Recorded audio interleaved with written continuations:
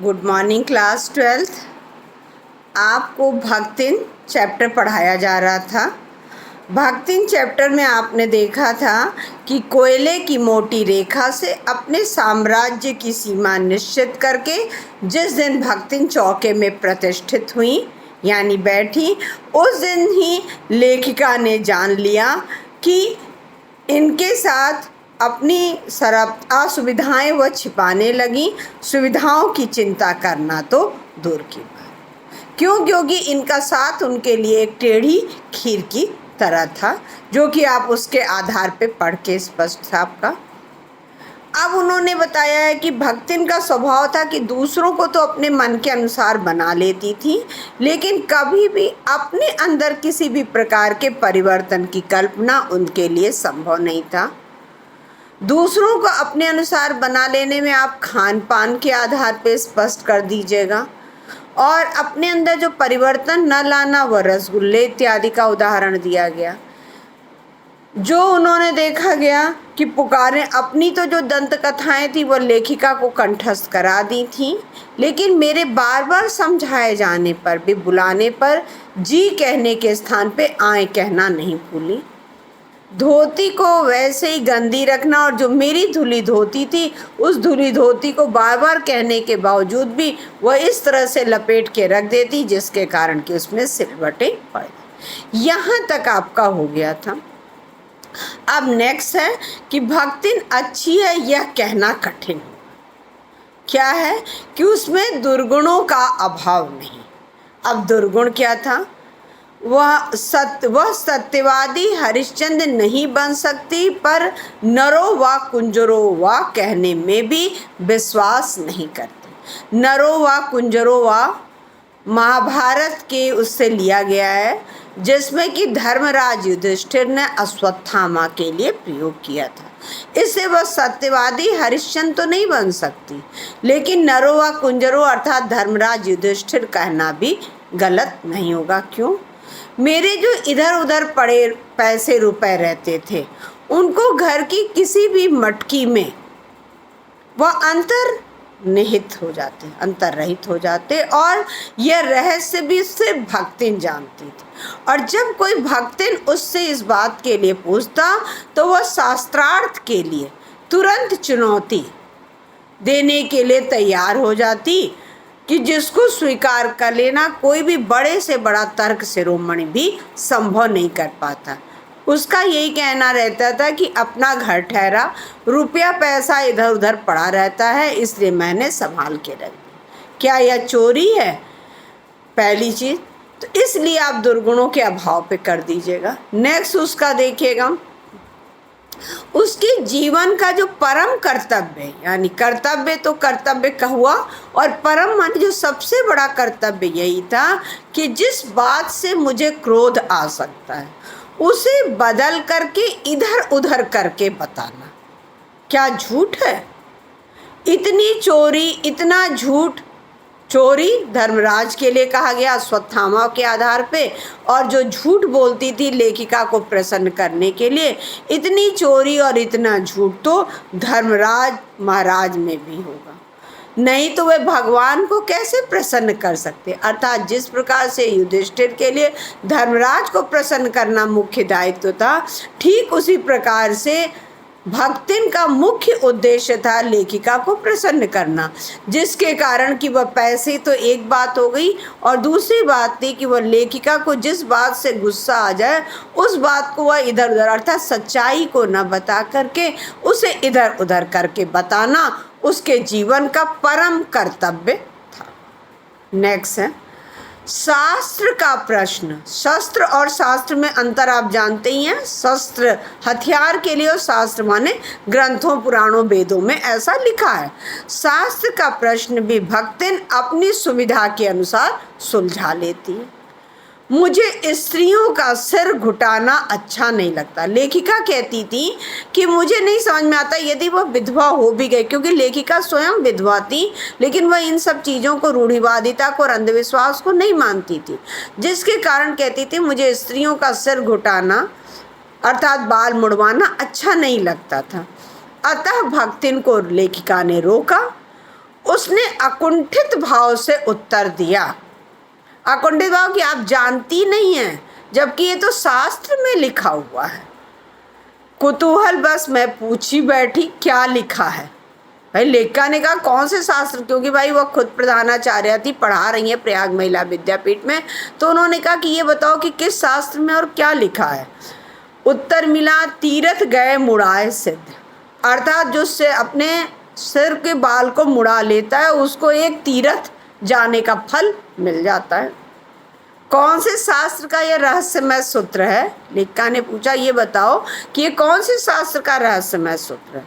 यह जान लेना मेरे लिए संभव ही नहीं था। अर्थात उसने अपनी क्योंकि आपने पहले ही देखा था पेज नंबर 84 पे कि दूसरों को तो अपने मन के अनुसार बना लेती थी, लेकिन अपने अंदर किसी भी प्रकार के परिवर्तन को स्वीकार नहीं करती थी। जब लेखिका ने बाल को मुड़ाने के लिए गया तो भी उसने यही बात बताया कि यह शास्त्र में लिखा हुआ है कि तीरथ गए मुड़ाए सिद्ध। यह जान लेना संभव।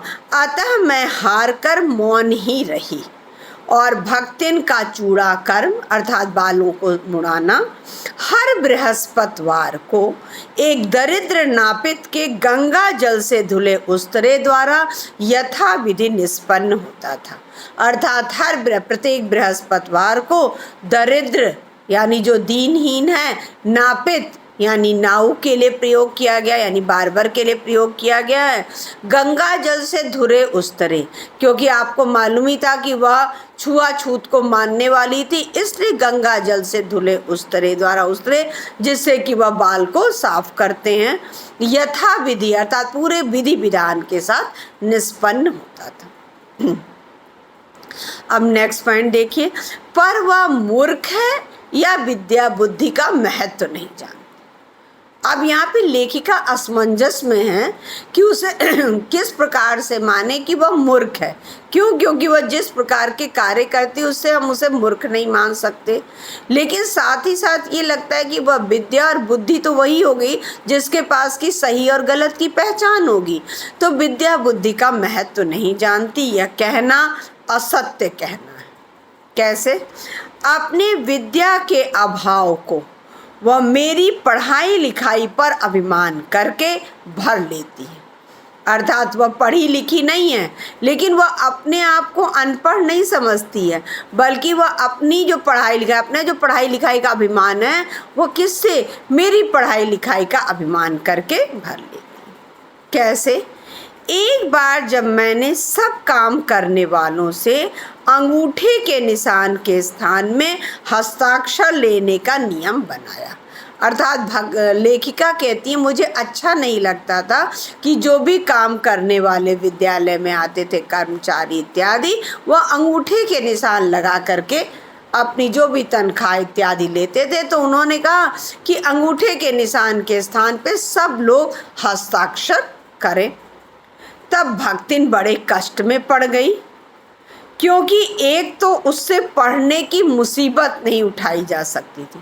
आपने देखा ही था पेज नंबर 83 के ऊपर लिखा गया था, जब वह फर्स्ट पैराग्राफ में लिखा गया था कि जब लेखिका के यहाँ वह प्रविष्ट हुई आई तो वह संभवतः अंतिम परिच्छेद अर्थात जीवन का उसका अंतिम चरण चल रहा था, इसलिए पढ़ने की एक तो मुसीबत नहीं उठाई जा सकती थी, दूसरे सब गाड़ीवान दाइयों के साथ बैठकर पढ़ना उसकी वयोवृद्धता का अपमान था। पढ़ने की मुसीबत आपको स्पष्ट ही हो गया होगा, जो कि आप लोगों के लिए सबसे अधिक यदि जीवन में मुसीबत कष्टकारी है तो पढ़ाई है। लेकिन बच्चों यदि आप जिस तरह की परिस्थितियां हैं उसको कुछ भी कहा नहीं जा सकता, इसलिए कम से कम जितना है जैसे है खुद पढ़ करके वीडियो आदि के माध्यम से या आपको जहाँ न स्पष्ट आए उसे करते हुए करिए। क्यों? क्योंकि आने वाली परिस्थितियाँ, उन परिस्थितियों में आपको किस तरह का सामना करना पड़ सकता है, इस चीज़ को ध्यान में रखते हुए करिए। तो यहाँ पर देखिए अब वो उनके लिए क्या पहली चीज़ था कि पढ़ाई मुसीबत थी, और दूसरी चीज़ थी कि जो गाड़ीवान और दाई लोग थे वही लोग तो पढ़ना लिखना सीख रहे थे। क्यों? क्योंकि वह अंगूठा लगाते थे और लेखिका ने कहा था कि अब से सभी हस्ताक्षर करके, तो उनके संग बैठना उसकी वयोवृद्धता, क्यों? क्योंकि जीवन का अंतिम परिच्छेद है। वय यानी आयु की वृद्धता यानी अधिक आयु बीत चुकी थी, तो यह उनके लिए वयोवृद्धता का अपमान था। अतः उसने कहना आरंभ किया, हमारे मलकिन तो रात दिन कितबियन माँ गड़ी रहत हैं, अब हमहु पढ़े लागब तो घर गृहस्थी कौन देखी सुनी। इसी से लेखिका कहती है कि वो मूर्ख है या विद्या बुद्धि का महत्व तो नहीं जानती। क्यों? क्योंकि जब पढ़ने की बात आई तो उसने तुरंत ये नहीं दिखाया उसने कि वह नहीं पढ़ना चाहती।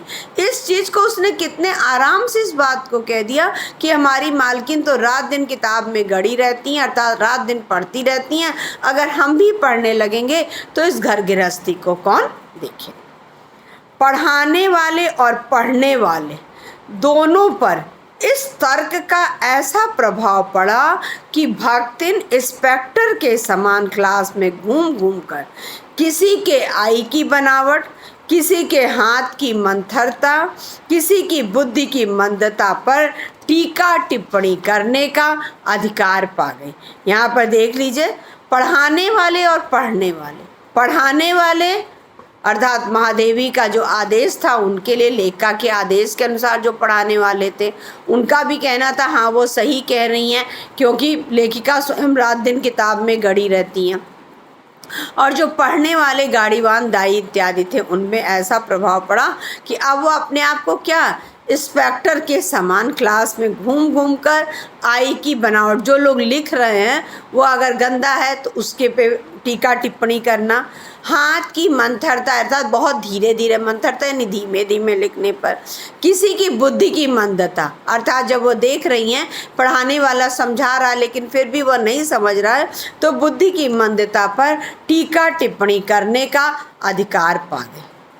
उसे तो अंगूठा निशानी देकर वेतन लेना नहीं होता, अर्थात वह अंगूठा लगा करके तो वेतन लेना हो तो उनके यहाँ, ये लोग तो सरकारी थे जिसके कारण कि इन्हें तो करना पड़ता था, उसे तो कुछ भी अंगूठा इत्यादि लगाकर देना नहीं होता। इसी से बिना पढ़े ही वह पढ़ने वालों की गुरु बन बैठी। अब आप बता दीजिएगा कि लेखिका ने यह क्यों कहा कि वह मूर्ख है या विद्या बुद्धि के महत्व को नहीं जानती। क्यों? क्योंकि बिना पढ़े ही वह पढ़ने वालों की गुरु बन बैठी, और गुरु आप हाथ की मंथरता आदि के आधार पर स्पष्ट करेगा। वह अपने तर्क ही नहीं तर्कहीनता के लिए भी प्रमाण खोजने में पटु है। पटु यानी चालाक है, अर्थात सिर्फ तर्क ही नहीं बल्कि उस तर्क का भी तर्क ढूंढ लेने में वह बहुत पटु माने चतुर है। अपने आप को महत्व देने के लिए वह अपनी मालकिन की असाधारणता देना चाहती। क्यों? क्योंकि वह अपने ज्ञान को, मालकिन के ज्ञान को अपने ऊपर ओढ़ करके उस चादर को अपना प्रमाण देती है, पर इसके लिए भी प्रमाण की खोज ढूंढ आवश्यक। अब दूसरा पॉइंट देखिएगा, जब एक बार मैं उत्तर पुस्तकों और चित्रों को लेकर व्यस्त थी तब भक्तिन सबसे कहती घूमी कि वो दिन रात किताबों में गड़ी रहती हैं, झुकी रहती हैं, और तुम लोग घूमते रहते हो, तो क्यों नहीं तुम चल करके उनका हाथ बटा लेते हो। सब जानते थे ऐसे कामों में हाथ नहीं बटाया जा सकता, क्योंकि महादेवी वर्मा जो कहानी कविता आदि लिखती थी उस कहानी कविता में क्या हाथ बटाया जा सकता, या जो वो चित्र इत्यादि, रेखा चित्र इत्यादि बना रही हैं उसमें क्या हाथ बटाया जा सकता।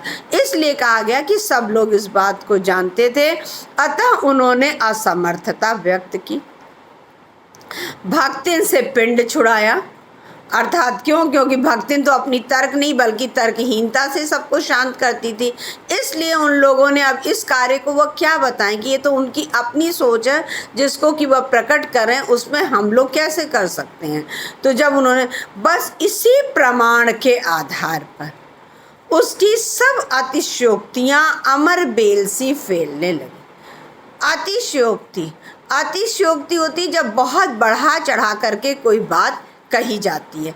तो वह भक्तिन जो है वो लेखिका को बहुत ज्ञानवान समझती थी और सबको कोई भी महत्व नहीं देती थी। वो क्योंकि वह भक्तिन जो है वो लेखिका के ज्ञान को अपने ऊपर समझ करके ही करती थी। तो अब वह उसकी अतिशयोक्ति जो थी वह अमर बेल वह बेल होती है जो न कभी मुरझाती है न सूखती है। तो उसी अमर बेल जिस प्रकार आगे बढ़ती चली जाती है, ठीक उसी प्रकार उसका जो यह था कि भक्त लेखिका का ज्ञान को जो अपने ज्ञान के रूप में ओढ़ी हुई थी चादर को, वह अमर बेल सा फैलने लगी। उसकी मालकिन जैसा कोई काम कोई जानता ही नहीं।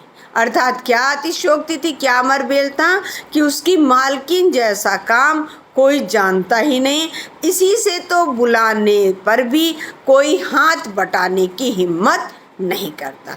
आइए आप इस लाइन को डाल दीजिएगा।